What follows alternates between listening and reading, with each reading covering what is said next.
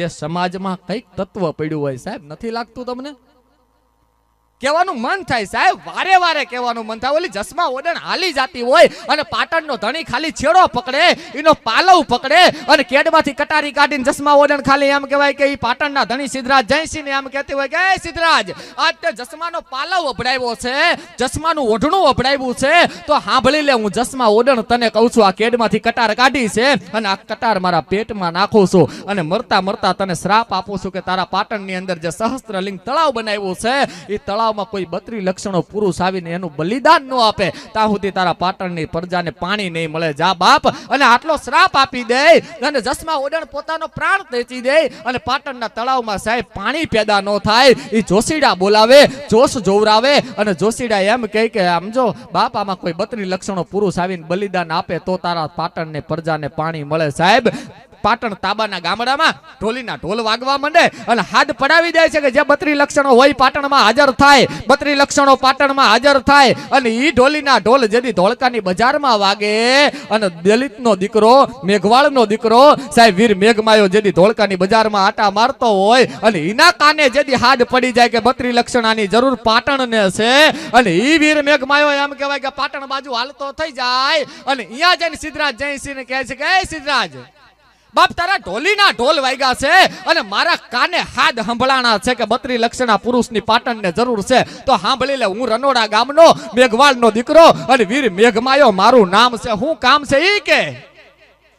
અને તેદી પાટણનો ધણી સિદ્ધરાજ એમ કહે છે કે મેઘમાયા, મેં જે સહસ્ત્રલિંગ તળાવ બનાવ્યું છે એ તળાવની માલપા પાણી પેદા નથી થતું, પણ જો કોઈ 32 લક્ષણો પુરુષ હોય તો આ તળાવમાં પાણી પેદા થાય ને મારી પ્રજાને પાણી મળે. સાહેબ, અને તેદી વીર મેઘમાયાએ જે જવાબ આપ્યો છે કહી દઉં.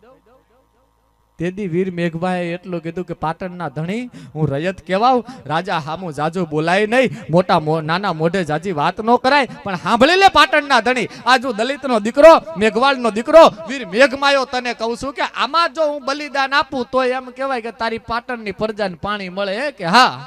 તો સાંભળી લે, હું તને કહું છું કે અત્યારે મારી સમાજ હાલી જતી હોય તો તે પગમાં જઈડા બાંધ્યા છે, પગમાં ચપ્પલ નથી પહેરવા દેતા, અને મારી સમાજના પગલા પડે એ તને સારું નથી લાગતું, વાહે જઈડા બાંધી દીધા છે.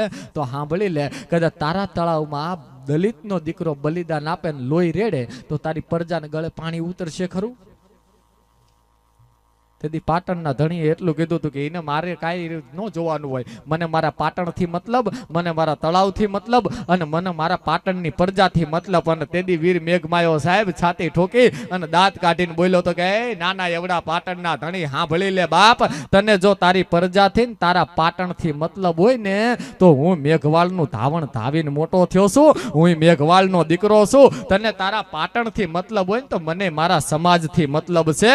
બલિદાન આપું એની ના નહીં, પણ એક વચન આપી દે કે વાહેથી જઈડા છોડાવી દે. સાહેબ, એ વીર મેઘમાયો બલિદાન આપતો જાય ને મારીને તમારી વાહેથી જઈડા છોડાવતો જાય. સાહેબ, આ બલિદાન છે સાહેબ, અમથું નથી થતું સાહેબ, વારે વારે કેવું પડે છે. આ બાજુ કદાચ હોય કે ન હોય મને ખબર નથી, આપણા હરિજન વાહ હોય ને આપણા, એમાં વાહ વચાળ એક ઓટલો હોય, ઓટલામાં આવડો પાણો ખોડ્યો હોય છે.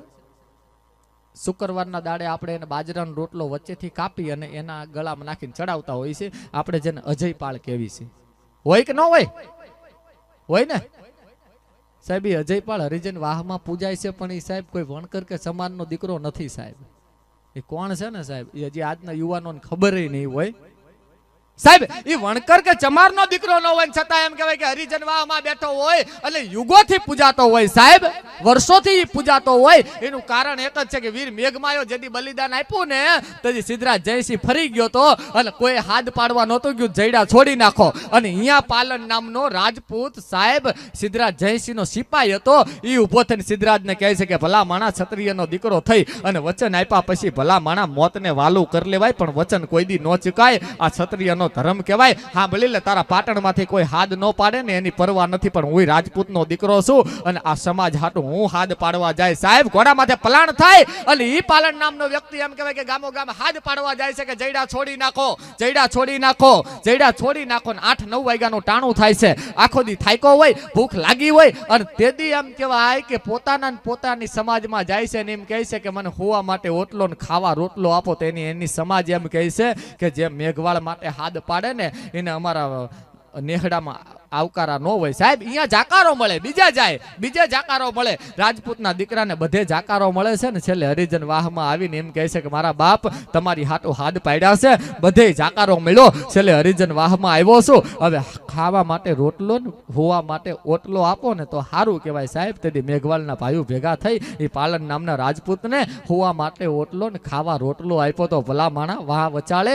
અને તેદી એમ કહેવાય કે એને રાતે મનમાં એવું થયું કે આખા જગતમાં જાકારો મળે, હવે આ જિંદગી જીવવા જેવી નહીં સાહેબ. અને ઈ પાલન નામના રાજપૂતના દીકરાએ ઓટલા ઉપર પોતાનો દેહ ત્યાગ કરી નાખ્યો હતો. અને તેદુનો હજુ હાલમાં પાલન પીર થઈ સાહેબ, અજય પાળ થઈ અને આ સમાજમાં પૂજાય છે સાહેબ. આ બલિદાન આપ્યા છે, ક્યાંક પડ્યું છે સાહેબ. અને ત્યારે મારે બહુ વધારે વાત નથી કરવી કેમ કે ઘણા બધા, અને આજનો કાર્યક્રમ મને બહુ ગમ્યો કેમ કે છોકરા એકય આગળ નથી, કેમ કે એનીથી થાકીને તો અમે આ બાજુ આવી ગયા છીએ. હા, છોકરા ભૂકા કાઢી નાખે છે ભાઈ. હા, અમારા ગામમાં એક છોકરો નિશાળે મોડો ગયો સાહેબ કે કેમ મોડો આવ્યો? છોકરો કે હું ગમે એટલા વાગે આવું, તમારે નિહાળ ચાલુ કરી દેવાની તમ તાર સાહેબ.